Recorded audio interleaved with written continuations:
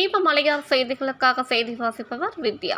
திருவண்ணாமலை மாவட்டம் செங்கம் மற்றும் அதன் சுற்றுவட்டார பகுதிகளில் தற்போது வெயிலின் தாக்கம் நாளுக்கு நாள் அதிகரித்து சதத்தை தாண்டி 105 டிகிரி வெப்பம் நிலவி வருவதால் சங்கம் சுற்றுவட்டார பகுதியில் உள்ள நிலத்தடி நீர் முற்றிலுமாக குறைந்த விவசாய கிணறுகளில் தண்ணீர் பற்றியதால் விவசாயிகள் பெரும் வேதனை அடைந்து வருகின்றனர். விவசாய கிணற்றில் உள்ள தண்ணீரை நம்பி நெல் நடவு செய்த விவசாயிகளுக்கு தற்போது தண்ணீர் இல்லாததால் கதிர் வரும் பயிர்களுக்கு தண்ணீர் பற்றாக்குறை ஏற்பட்டுள்ளது.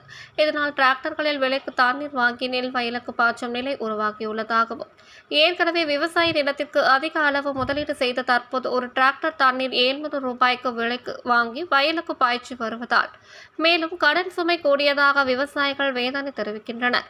இதேபோன்று விவசாயிகளின் நிலை நீடித்தால் விவசாயிகள் யாரும் பயிர் வைக்க முன்வர மாட்டார்கள் எனவும் விவசாயம் அழிந்துவிடும் அபாயம் உள்ளதாக மனது அளவு வேதனை தெரிவிக்கின்றனர் விவசாயிகள். தீபமலையார் செய்திகளுக்காக தலைமை ஆசிரியர் பி. மூர்த்தி.